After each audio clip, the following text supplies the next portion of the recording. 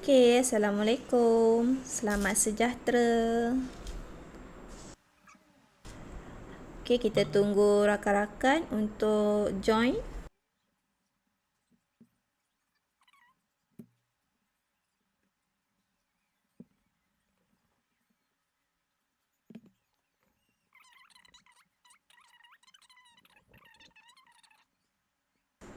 Okey, untuk aktiviti hari ini, saya akan gunakan dua medium.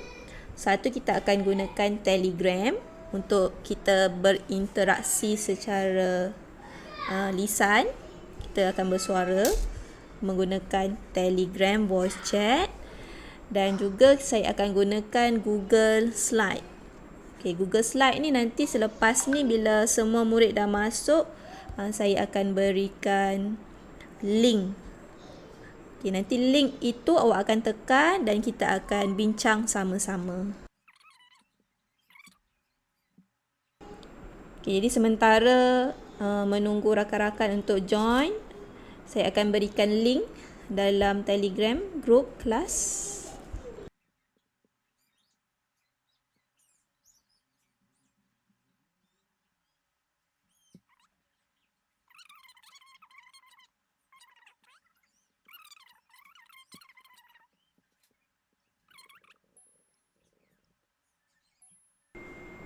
Okey, jadi nampaknya dah ada student yang masuk, baru 3 orang.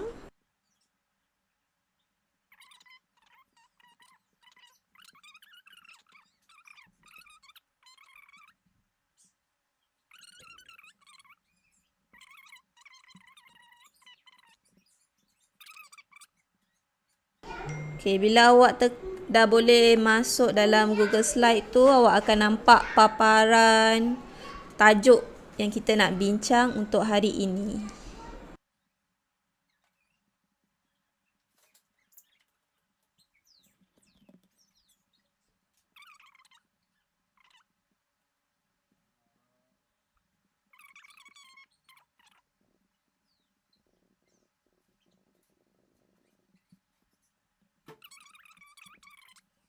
Okay, jadi ada 6 standard pembelajaran semuanya untuk tajuk ni. Kita dah bincangkan standard pembelajaran yang pertama, yang kedua dan juga yang ketiga.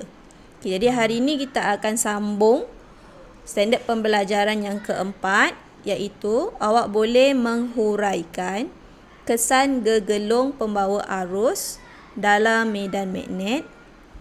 Yang kelima, awak boleh menghuraikan prinsip kerja motor arus terus. Yang keenam, awak boleh memerihalkan faktor yang mempengaruhi kelajuan putaran suatu motor elektrik. Okey. Jadi sebelum kita masuk standard pembelajaran yang keempat, 5 dan 6, kita akan review sedikit tajuk dan standard pembelajaran yang pertama, 2 dan 3.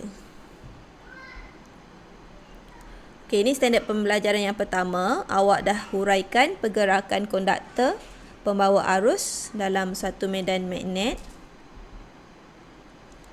Okey, kat sini awak boleh tentukan arah arus, arah medan magnet dan juga hasil arah daya yang bertindak menggunakan satu petua, iaitu petua tangan kiri Fleming.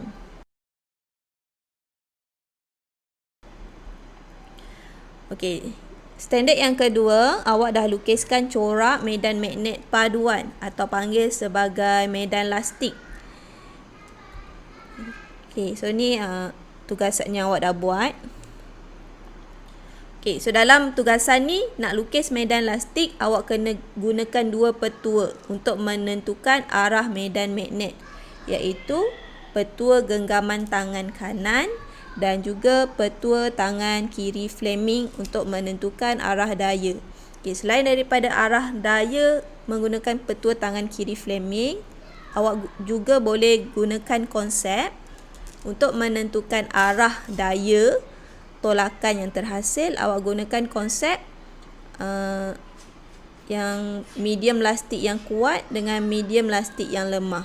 Daya akan terhasil daripada medan lastik yang kuat kepada medan lastik yang lemah.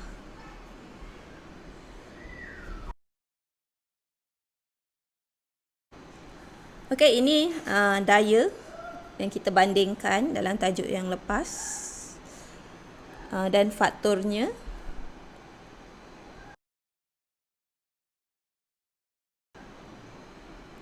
Okey, dan kita juga sebenarnya dah huraikan apa yang berlaku kepada gegelung di setiap sisinya. Okey, cuma hari ini saya nak awak tuliskan semula apa yang berlaku pada gegelung di setiap sisinya.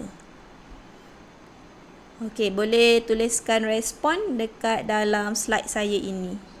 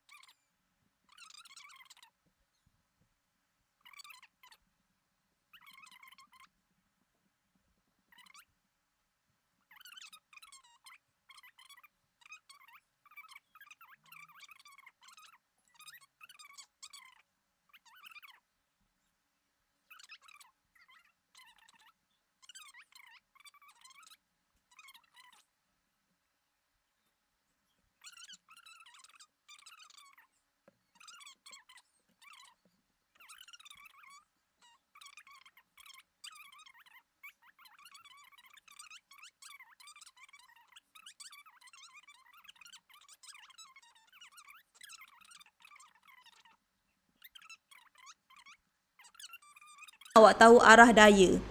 Arah daya tu dia ke atas. Macam mana awak tahu dia ke atas?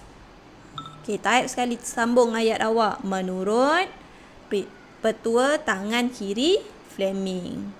Ataupun perkataan dengan menggunakan tangan kiri Fleming. Dengan menggunakan petua tangan kiri. Okey. Okey, so yang ni pun okey. Murid yang ni yang dia baru tulis S kat sini. Siapa tu? Savindiran Okey. So kat sini awak punya point yang pertama dah betul arah arus dia. Okey, point yang kedua pun betul, yang ketiga alright, betul dah. Okey, so kat sini semua saya nampak dah boleh tulis huraian pergerakan untuk gegelung. Okay, so dalam periksa nanti awak tulis macam ni tau. Jangan tulis ayat yang panjang-panjang. Tulis ayat dalam bentuk point dan ringkas. Okay, good. Okay, saya tengok yang bawah. Respon yang bawah. Okay, so dah habislah slide ni Saya tekan next slide. Okay, so ni yang ada dekat dalam buku teks awak. Macam mana dia boleh bergerak mengikut arah jam. Okay, jadi tadi betul lah. Sisi AB bergerak ke atas. Sisi CD dia bergerak ke bawah. Okay, kalau kita lukis corak medan lastik, kita akan dapat seperti rajah 4.12. Okay, kalau tengok kat sini, sebelah kiri, arus dia ialah arus yang ke dalam untuk konduktor. Okey, dan bahagian bawah sini medan lastiknya kuat sebab ada banyak garisan. Bahagian atas untuk konduktor ini, dalam corak ini medan lastiknya lemah. Jadi arah daya yang terhasil dari medan lastik kuat kepada medan lastik lemah, iaitu dayanya ke atas. Okey. Berbeza untuk sisi CD. CD arah arus dia kalau tengok dekat corak, arah arus dia keluar daripada kertas. Okay, jadi medan lastik kuat sebelah atas, medan lastik lemah sebelah bawah. Okay, sebab itulah daya yang terhasil ke bawah. Macam mana awak nak huraikan prinsip kerja motor arus terus kat sini? Okay, cuba respon. Okay, dia punya point yang perlu awak tulis tu lebih kurang seperti gegelung tadi. Cuma point awak kena cerita tentang berus karbon dengan commutator. Tengok gambar rajah sebelah kiri. Ada berus karbon, ada commutator.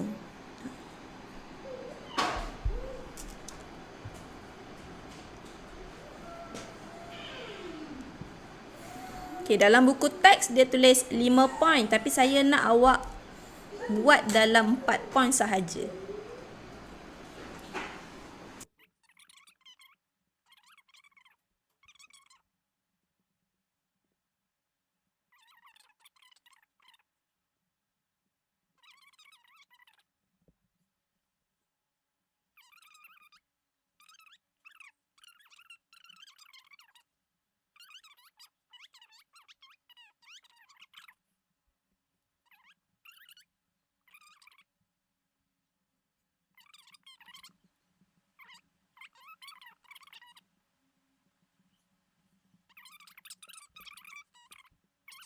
Jadi apa yang perlu awak huraikan prinsip kerja motor arus terus? Untuk poin yang pertama, awak boleh cerita tentang berus karbon.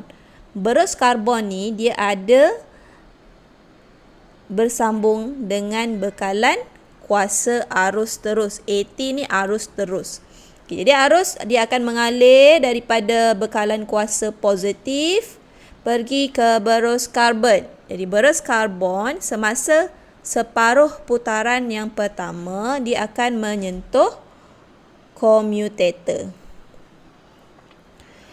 Okey, begitu juga dengan berus karbon Y. Berus karbon Y juga dia akan menyentuh commutator yang berwarna biru. Berus karbon X dia akan menyentuh commutator berwarna merah. Jadi awak boleh gabungkan dua-dua point dalam slide saya ni kepada satu point sahaja. Okey, point yang seterusnya awak cerita tentang arah arus. Point yang ketiga awak cerita tentang arah sisi. Arah daya bagi sisi gegelung AB dan gegelung CD. Arah dia ke atas ke bawah. Okay. Dan yang terakhir, poin yang terakhir, awak cerita tentang gegelung tersebut. Dia berputar arah mana? Lawan jam atau arah jam? Okay, jadi kita tengok balik slide respon tadi.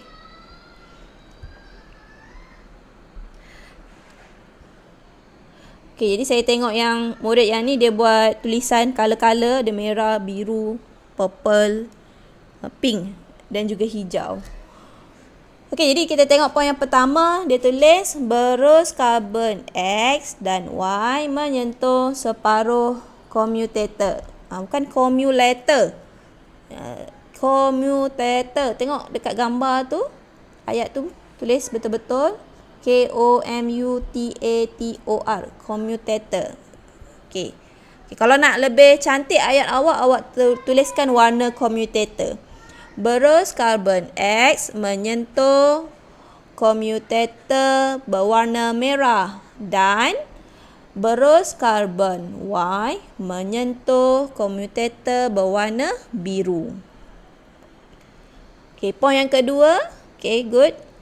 Poin yang kedua, arah daya gegelung. Sebelum arah daya cerita apa tadi? Arah arus dahulu. Okey. Ni betulkan ni. Perkataan awak warna biru. Tolong tuliskan nama boleh tak? Saya tak tahu siapa ni. Nanti saya asyik cerita color je. Kalau guna color hitam semua saya tak tahu nak tulis, nak sebut siapa. Tulis nama dekat slide awak. Okey, yang ni yang tulis warna purple semua. Okey, poin yang pertama betul. Poin yang kedua good, betul, dia cerita tentang arah arus. Poin yang ketiga cerita tentang arah daya. Dan yang terakhir arah gegelung. Arah keseluruhan gegelung mengikut arah lawan jam. Okey, good Joey. Joey dah tulis nama dah. Okey, Izawati betul. 1 betul, 2 betul, 3 betul, 4 pun betul. Okey, good Izawati. Okey, Sabiha. Okey, Sabiha poin yang terakhir, kalau nak lebih tepat cakap arah dia, arah putarannya. Arah putarannya bergerak lawan jam atau arah jam. Lengkapkan poin yang keempat Sabiha.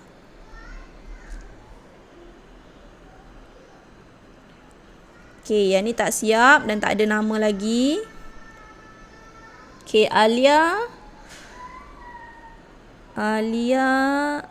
pun sama, poin yang keempat. Poin yang keempat awak lengkapkan arah putarannya. Adakah arahnya lawan jam atau arah jam? Okey, Kaisyun. Okey, good Kaisyun. Okey, Zikian. Bersepah-sepah awak punya perkataan ni. Okey, 3, 4. Okey, betul. 4 poin Zikian. Wansun. Okey, so ramai murid dah jawab dengan tepat. Okey, cuma ada beberapa murid dia tak lengkap lagi tulis jawapan awak. Okey, Haikal pun dah okey. Okey, Wenzuan. Ramai ni, 39 orang saya nak tengok. Okey, Yiwei pun sama, poin yang terakhir tuliskan arah putaran, lawan jam atau arah jam. Wan Ling pun sama. Poin yang terakhir, gegelung berputar dalam satu arah, iaitu arah apa? Arah jam atau lawan jam.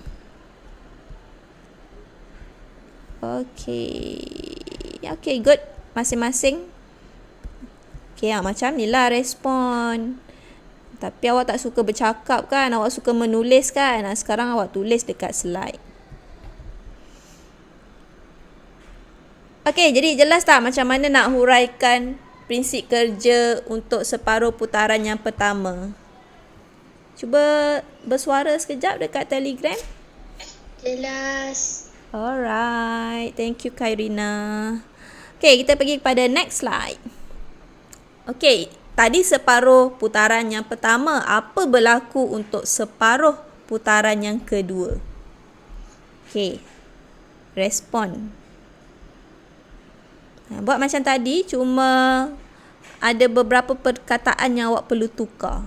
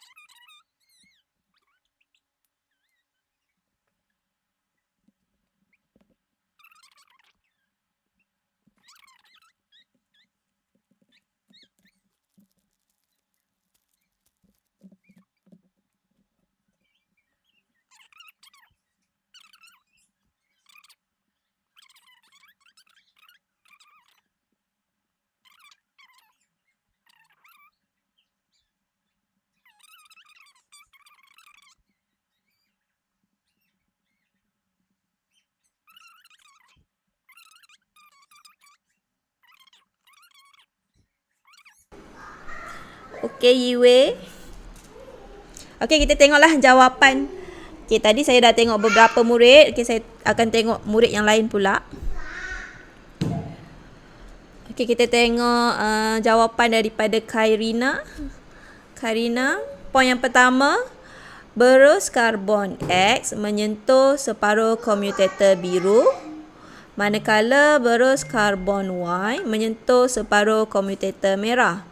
Arah arus mengalir dari dalam gegelung daripada D, C, B ke A. Okay, good. Poin yang kedua pun betul. Arah daya untuk sisi AB dia akan berubah. Kalau tadi dia pergi ke bawah, tapi sekarang dia akan pergi ke atas dayanya. Daya bertindak ke atas. Okay, sisi gelung CD pula berubah.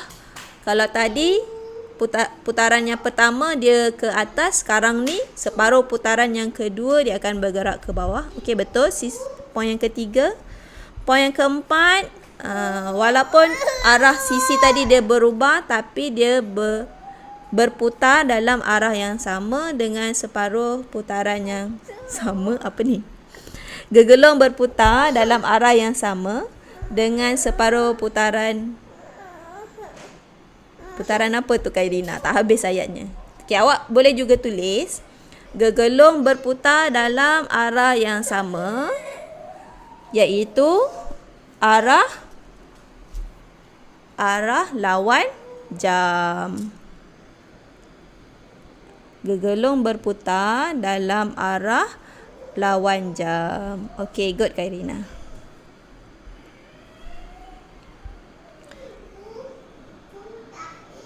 Kejap lah, wait. Duduk dulu. Okay, kita tengok Iwe dah. Kita tengok murid lain. Okay, kita tengok Kaishun. Kaishun poin yang pertama good. Yang kedua okay, betul. Poin yang ketiga betul. Poin yang keempat okay, good Kaishun. Okay, Tania Haikal lah tengok tadi. Okay, kita tengok Chen Fui. Okay, poin yang pertama betul. Poin yang kedua pun betul. Yang ketiga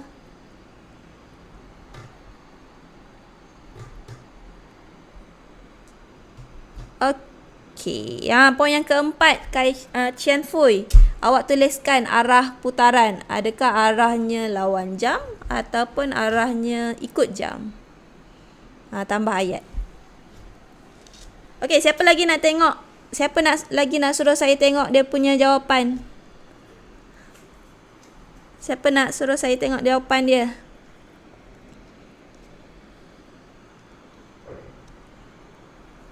Anissa pun good, betul. Anissa semua poin 1, 2, 3, 4 pun betul. Tanya Ain, okey Ain. Tak siap Ain poin yang ketiga. Okey Drag. Oh lari-lari dia pakai handphone lah ni.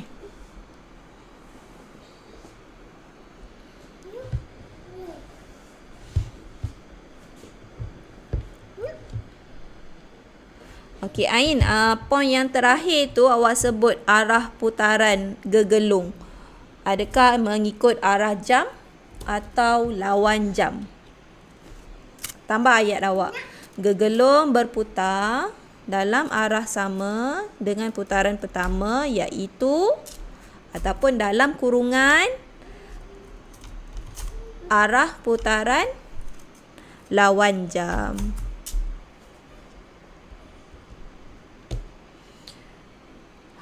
Okey, Syarifah okey, betul. Syarifah nama dia bergerak ke atas ke bawah. Okey, Yongzi. Yongzi pun good. Cuma dia tak sebut juga Yongzi.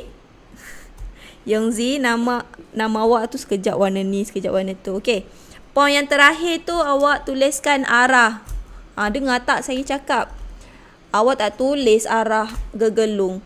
Arah gegelung mengikut arah jam atau lawan jam. Yongzi dengar tak? Yongzi respon? Type tu yang terakhir tu.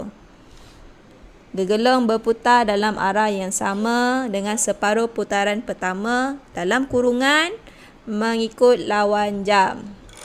Tambah.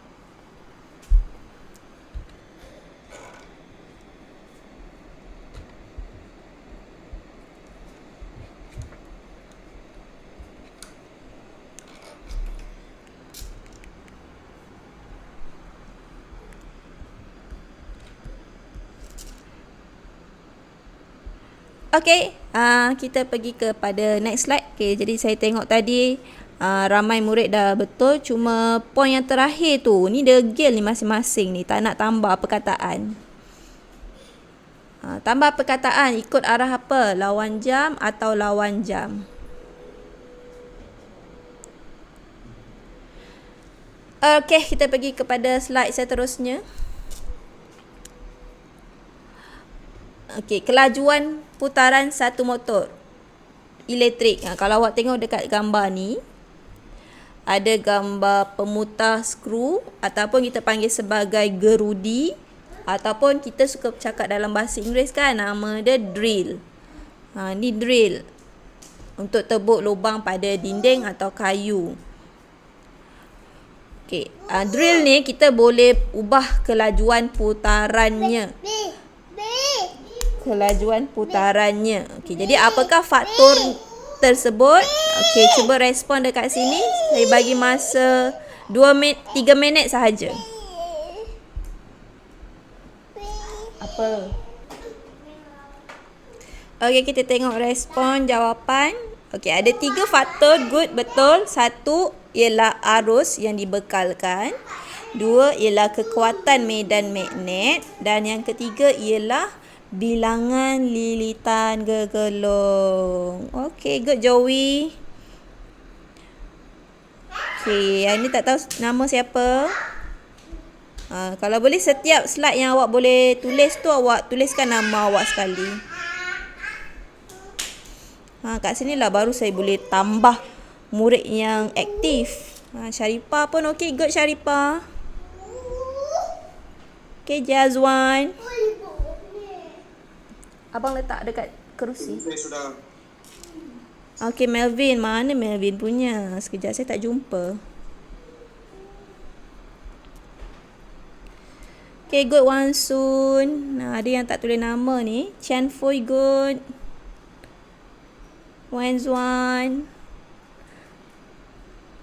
Sabiha, okey. Izawati, okey. Shiting pun okey. Yongzi, good. Ama, baru nampak Ama punya slide. Okey, Yi Hing. Melvin, dah nampak dah Melvin. Okey, betul Melvin. 3 faktor. Ashikin dah. Mana slide Ashikin? Saya tak jumpa. Sekejap ya. Intan, okey, good Intan. Ni ada yang tak tulis lagi nama. Jin Long pun good. Ni pun tak ada nama. Yiwei, Jin Shun. Okey, ni pun tak ada nama lagi. Okey, mungkin awak punya respon tu dia tak sampai kat saya, lambat sikit. Faktor internet pun ada kat sini. Okey, mungkin Shikin punya ke atas kot tadi. Sekejap ya, saya drag. Okey, ni Ikin punya. Okey, Ikin good, Ikin. Shikin. Okey, so ada 3 faktor yang boleh mempengaruhi kelajuan putaran motor. Motor tu ada dalam drill tadi, gambar tadi. Iaitu arus. Di mana arus ni apa hubungan dia dengan kelajuan? Semakin bertambah arus, semakin bertambah kelajuan putaran. Okay, jadi motor tu dia bergerak lebih laju lah. Kalau medan magnet dia bertambah, jadi dia punya kelajuan pun akan bertambah. Okay, dan kalau kita gunakan gegelung, macam tadi kan gegelung tu dia bergerak. Tadi kalau dalam gambar yang kita bincangkan tadi, abang, kalau dalam gegelung yang kita bincangkan tadi, dia hanya ada satu saja gegelung. Okay, tapi sebenarnya dalam motor yang sebenar, gegelung dia ada banyak. Kenapa dia guna gegelung yang banyak? Sebab semakin banyak gegelung yang dililit, semakin bertambah kekuatan kelajuan tersebut, kelajuan motor tu. Okay, jadi tu hubungan dia. Okay, jadi lepas ni bila awak buat awak punya nota, awak tulis sekali faktor dengan hubungan dia seperti nota sebelum ini. Okey, ini beza antara motor tanpa berus dengan motor yang ada berus. Okey, kalau tengok dekat sini, motor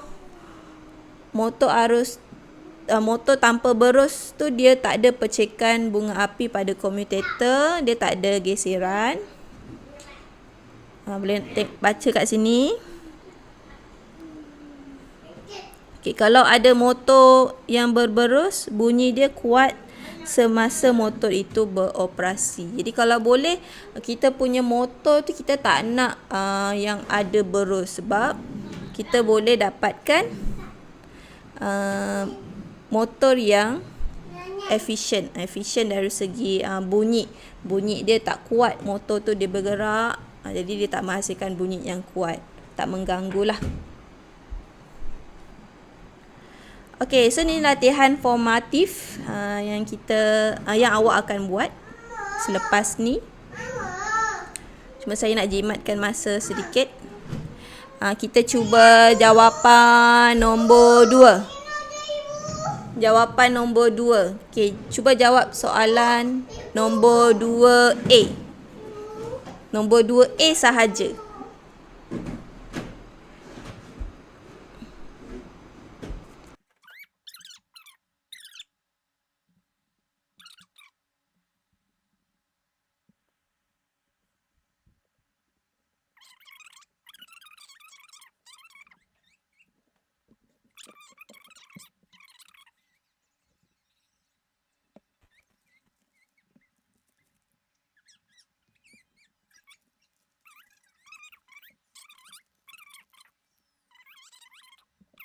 Tengok.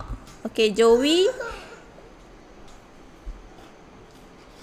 Arah arus dalam dawai kuprumnya mengalir dari X ke Y. Okey, good. Arah dayanya ke bawah. Okey, betul ke bawah? Ke bawah. Boleh ke bawah? Kalau ke bawah dah sama arah dengan medan magnet oleh magnet Magnadur.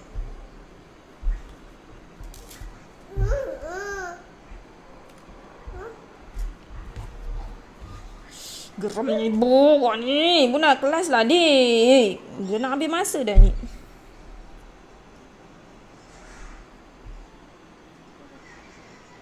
Sudah, cikgu.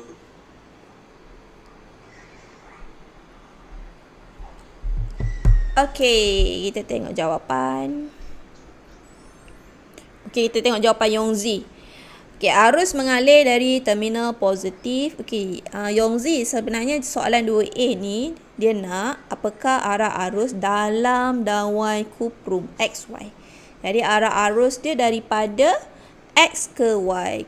Jawapan awak ni panjang sangat. Kalau nak short, awak cuma jawab arah arus dalam dawai kuprum ialah daripada X ke Y. Okey, dan arah dayanya ialah ke kanan. Okey, good Yongzi. Okey, ramai jawab juga jawapan yang tepat.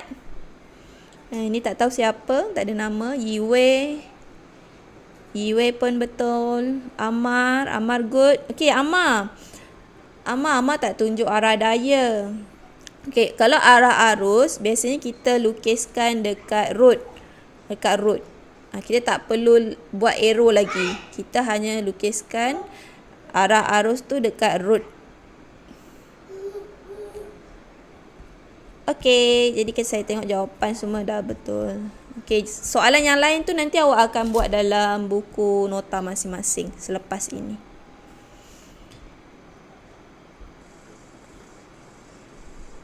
Okey, so dah habis tajuk kita untuk 4.1 untuk aktiviti hari ni. Apa refleksi yang awak nak tuliskan? Apa yang anda suka, apa yang anda tak suka? apa konsep yang mudah yang awak boleh belajar dalam tajuk ni, apa konsep yang susah. Okey, boleh tuliskan dalam slide masing-masing.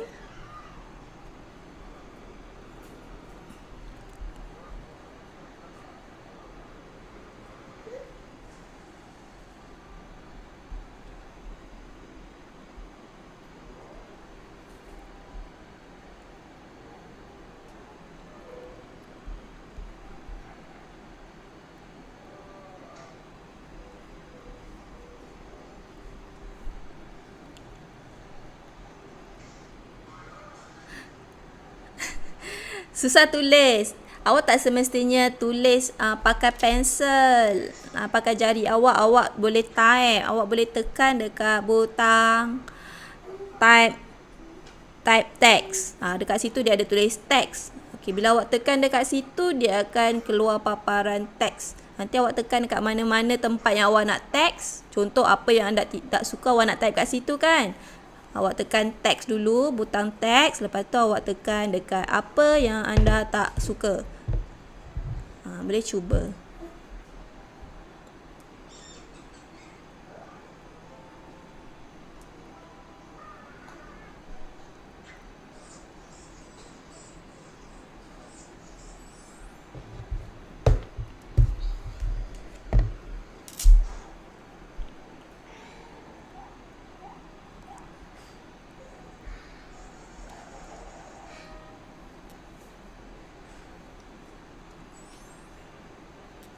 Okey, medan lastik konsep susah. Okey. Okey, jadi kelas kita hari ni dah tamat pada jam 12. Saya tinggalkan saja slide ni terbuka, awak boleh sambung. Okey, jadi kita akan sambung kelas kita minggu hadapan. Okey, minggu hadapan mungkin saya akan gunakan kaedah yang sama. Okey, untuk hari ini habis pada jam 12. Kita sambung next class. Assalamualaikum, selamat sejahtera dan terima kasih. Bye.